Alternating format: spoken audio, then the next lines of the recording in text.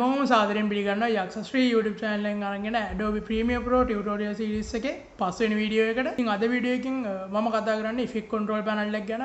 මේ control panel එකෙන් තමයි ඔයගොල්ලන්ගේ දාන වීඩියෝ එක import කරන වීඩියෝ එක කොහොමද හරියට scaling කරගන්නේ, position කරගන්නේ, ඒ වගේම rotate කරගන්නේ සහ මේ add කරන attributes එතකොට මේකට දාන effect වගේ දේවල් ඔක්කොම control කරන්නේ මේ panel එකෙන්. ඉතින් ගොඩක් වැදගත් tutorial එකක්. ඉතින් අද අපි කතා කරමු මේ panel එකෙන් කොහොමද වැඩ කරන්නේ අපේ වීඩියෝ එකත් එක්ක. ඉතින් අපි යමු එහෙනම් Adobe Premiere Pro වලට. ඉතින් මම ආයි කියලා දෙන්න ඕනේ නැහැ මේ විදිහට මොනවද මේ panels කොහොමද මේකට හරියට වීඩියෝ එකක් import කරගන්න කියලා. ඉතින් මම කලින් videos කරනදී ඒ ගැන කතා කරා. ඉතින් අපි බලමු මේ කොහොමද මේකේ effect controls panel එකේ කොහොමද වැඩ කරන්න කියලා, මොනවද එකෙන් කරන්න පුළුවන් කියලා අපේ වීඩියෝ එකට. control panel එක තියෙන්නේ මේ panel වල කොහෙද?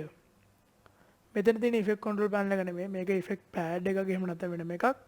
මේ දෙන්නේ effect control panel එක. ඉතින් ඒක ඔයගොල්ලෝ වෙබ්බෝට පස්සේ බලලා ඇති කො මේකේ කිසිම දෙයක් නැහැ කියලා.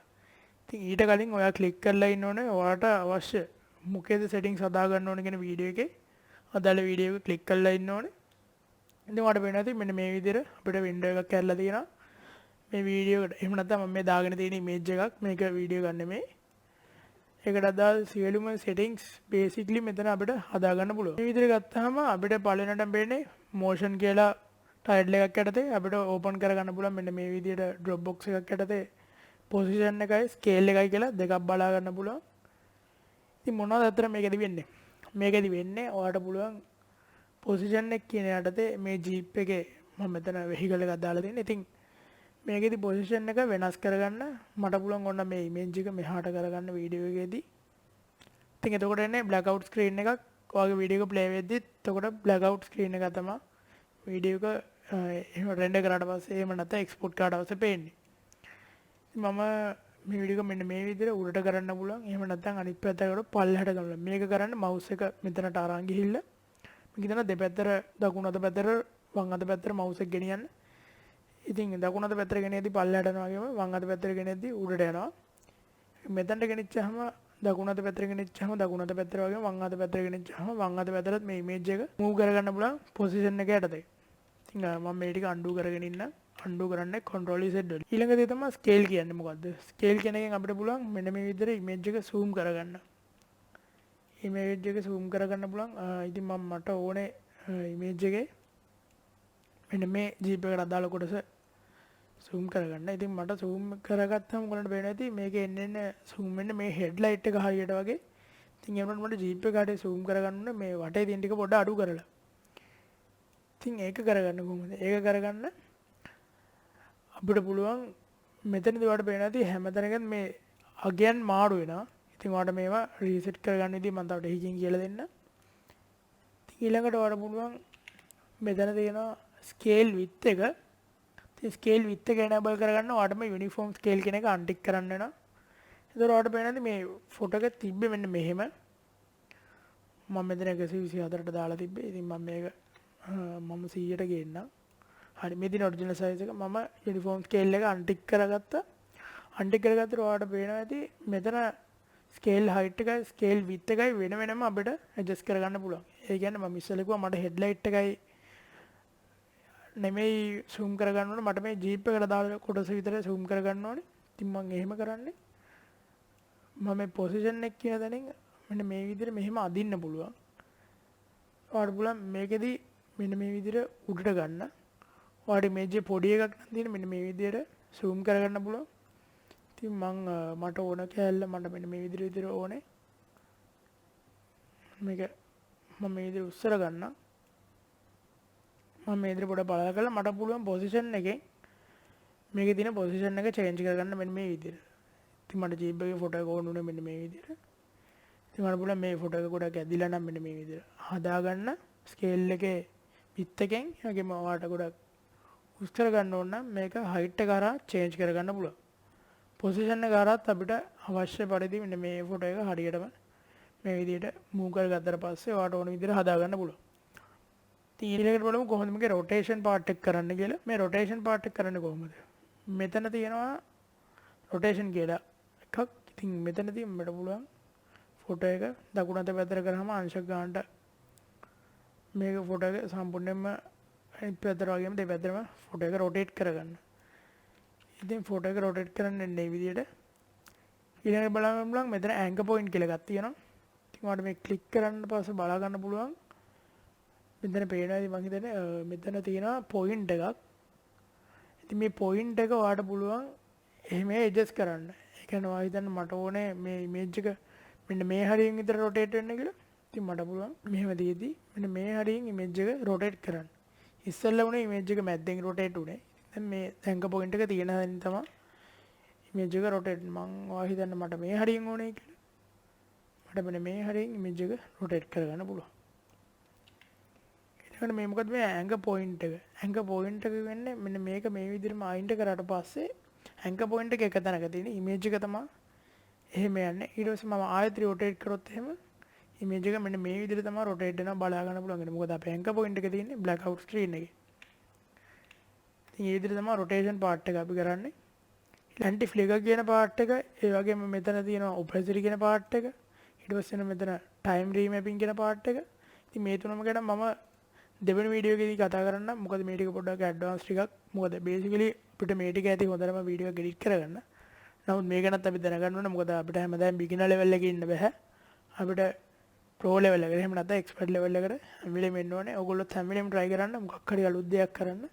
මොකද Adobe Premiere Pro කියන්නේ ගොඩක් හිතන විදිය මාරු කරන, එහෙම නැත්නම් අලුත් වැඩක් කරන්න පුරුදු වෙන්න හදන, ඔයාලට අලුත් වැඩක් කරන්න හොඳම තැනක්, ඔයාලට අලුතෙන් දෙයක් කරන්න හිතන තැනක්.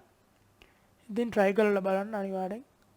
ඔයාලා අලුතෙන් දෙයක් හිතන්න අනිවාර්යෙන් මේක ඇතුලේ මේක කොහොමද ක්‍රියේට් කරන්න කියලා ඔයා හිතන්න. ඉතින් ඊළඟ දේ තමයි ඔයා හිතන්න මට ඕන විදිහට මම මේක ටග් ගාලා ෆොටෝ එක ඇඩ්ජස්ට් කරගන්න.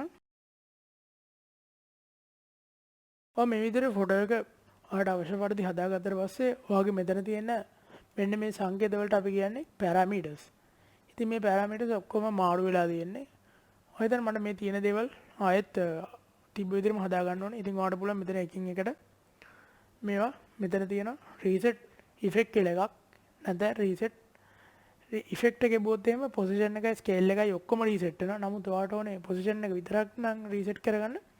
මෙන්න මේ රීසෙට් පැරාමීටර් කෙනෙක් ටික් කරන්න. ඔයාලට මේ රීසෙට් එක වෙනවා ස්කේල් එක විතරක්. එහෙම නැත්නම් පොසිෂන් එක විතරක්. ඔයාලට වෙනම මේක ඇඩ්ජස්ට් කරගන්න පුළුවන්. මම ඉතින් මේ ඔක්කොම ටික රීසෙට් කරගන්න. රීසෙට් කරගත්තට පස්සේ ඔයාලට මේ ඉමේජ් එක තිබ්බ විදිහටම ආයෙ බලා ගන්න පුළුවන්. ඊළඟ දේ තමයි ඔයාලට මෙතනින් පොඩි ඇනිමේෂන්ස් ගැන මම ඉස්සරහට කතා කරන්න. නමුත් මෙතනදී ඔයාලට zoom වෙන ඉෆෙක්ට් එකක්, එහෙම නැත්නම් ඔයාලට rotate වෙන ඉෆෙක්ට් එකක්, ඒ වගේ දේවල් පොඩි දේවල් ටිකක් මෙතනදී ඇනිමේෂන් එකක් එක්ක විදිහට පාවිච්චි කරන්න පුළුවන් ක්‍රමයක් තියෙනවා. ඒවට කියන්නේ toggle animation කියලා. මෙන්න මේ පොඩි ටයිම් එකක් වගේ ලකුණක් තියෙන මේ හැම ඉෆෙක්ට් එකක් ගාවම අපිට මේ විදිහට බලා ගන්න පුළුවන්. ඉතින් මේකෙන් කොහොමද වැඩක් කරන්නේ? ඉතින් ඔයා හිතන්න මේ ඉමේජ් එක පටන් ගත්තේ තියෙන මෙන්න මේ විදිහට. ඉතින් ඔයා හිතන්න මම ඉමේජ් එක මට ඕනේ හදාගන්න කියලා මේ වාහනේ විතරක් zoom වෙන විදිහට. ඉතින් ඔයා හිතන්න පටන් ගන්න තැන මෙතන. මම මෙතනදී මම ස්කේල් කියන එකට මෙන්න මෙතනදී toggle animation කියන එක ක්ලික් කරනවා. මට වෙනවා මේක නිල් පාට වුණා. ඒ වගේම අලුත් දෙයක් මෙතනට වැටුණා. ඒ වගේම මට පේනවා ඉතින් මෙන්න මේක පොඩ්ඩක් මෙහාට කරොත් මේ පටන් ගන්න key frame එක තන පොඩි ඩොට් එකක් තියෙනවා. මේකට කියන්නේ key frame එකක් කියලා. ඉතින් මේ key frame එක මෙන්න මේ විදිහට enable වුණාට පස්සේ ඔයාලට පුළුවන් මෙන්න මේක මෙහාට ගිහිල්ලා අතාරින්න.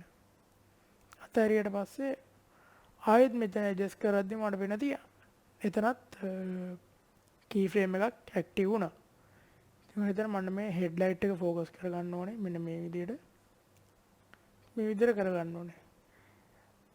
මම මේ වීඩියෝ එක මෙහාට ගෙනල්ලා ප්ලේ කරොත් ඔයාලට පේනවා ඇති හරියට ඇනිමේෂන් එකක් වගේ ඉෆෙක්ට් එකක් අපි කිසිම දෙයක් පාවිච්චි නොකර කිසිම පිටින් ගත්ත දෙයක් නැතුව මේක ඔටෝම අපිට ඕන විදියට මෙන්න මේක හෙඩ්ලයිට් එක තියෙන තැනට ફોකස් වෙලා යනවා.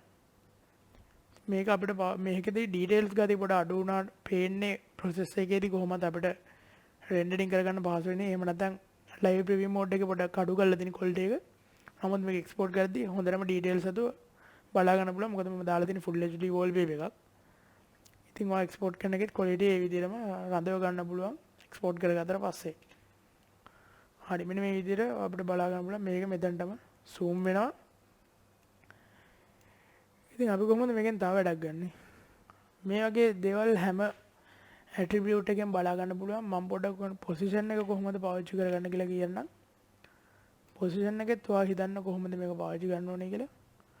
මට පුළුවන් මේ ෆොටෝ එක මේ පැත්තට ස්ලයිඩ් වෙන විදිහට හදන්න. මම මේ ෆොටෝ එක මෙන්න මේ හැරේ තියෙන්නේ. මම මේ හැරේට කර්සර් එක ගන්නවා. මම මෙතනටත් ඇවිල්ලා කලින් වගේම ටයිමර් බටන් එක ඔබනවා. ඒක ඊට පස්සේ කී ෆ්‍රේම් එකක් මෙතන පැනල් එක ඇක්ටිව් වෙනවා. ඊට පස්සේ මේ ෆොටෝ එක මේ විදිහටමයි තියෙන්නේ. මම මේ හැරේ කෙලවරට වගේ එද්දි මේ ෆොටෝ එක මට ඕනේ මේක උඩට පල්ලහැට ඩවුන් වෙලා යන විදිහට. ඉතින් මම පල්ලහැටම කරනවා. ඉතින් මට පේන්නේ නැති මෙතන තායි කී ෆ්‍රේම් එකක් ඇඩ් වුණා. ඉතින් මම මෙතනට ඇවිල්ලා හරිය ප්ලේ කරොත් ඔයාලට වෙන ඇති මේක පල්ලහැට මෙන්න මේ විදිහට යනවා බලා ගන්න පුළුවන් ඔටෝම. ඉතින් මේක හරියම දේ තමයි ඔයාට හිතෙන විදිහට මේක පාවිච්චි කරන්න පුළුවන්. ඔයාට මොන විදිහටද ඕනේ ඒ විදිහට මේ key frames use කරන්න පුළුවන්. ඉතින් rotation එකත් මේ විදිහටම තමයි මම rotation එකෙත් පොඩි එකක් කරලා පෙන්නනම් කොහොමද කරන්න කියලා. rotation එකෙත් මට ඕනේ මේක rotate කරගන්න මෙන්න මේ හරියදී මම key frame එකක් active කරගන්න මේ විදිහටම මට ඕනේ පොඩ්ඩක් මෙන්න මේ හරිය විතර වෙද්දි මේක rotate කරගන්න. මෙතන click කරපු ගමන් මේක මේ විදිහට rotate වෙනවා. ඉතින් මම මේ විදිහට ෆොටෝ එක පස්සට ඇවිල්ලා වීඩියෝ එකේ play කරොත් ඔයාලට වෙනද මේ key frame දෙක අතර මේ වීඩියෝ එක මේ විදිහට move වෙනවා. මේ key frame on off කරගන්න මෙන්න මේ toggle animation කියන timer button එකෙන්. ඒ වගේම මම හිතනවා ඔයාලට දාපු animation එක delete කරන්න ඕන.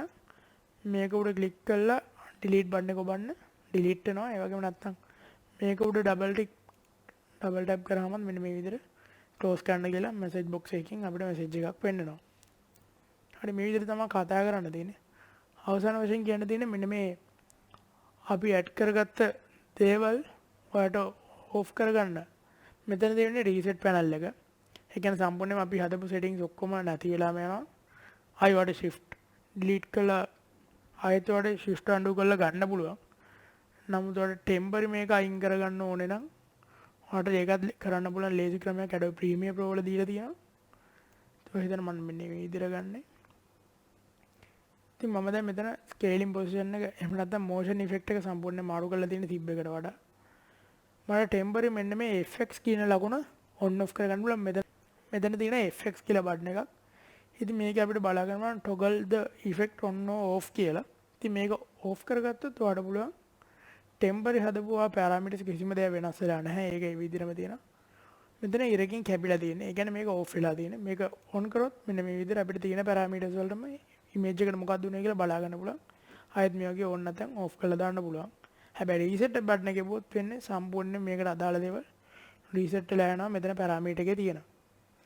ඔන්න ඔය ටික තමයි basic අපිට කතා කරන්න තියෙන effect control panel part 1 එකේ වීඩියෝ එකේ. මේක advanced part එක control panel part 2 එකේ වීඩියෝ එක ඉක්මනටම ඔයගොල්ලෝ ගාවට අරන් එන්නම්. ඉතින් මම හිතන්නේ ඔයාලට මේ වීඩියෝ එකෙන් effect control panel එකෙන් කොහොමද වැඩ කරන්න කියලා තේරෙන්නේ නැති. වීඩියෝ එකට like කරන්න, comment කරන්න, ඒ වගේම නොදන්න යාළුවෝ ඉන්නවා නම් ඒ හැමෝටම share කරන්න අමතක කරන්න එපා.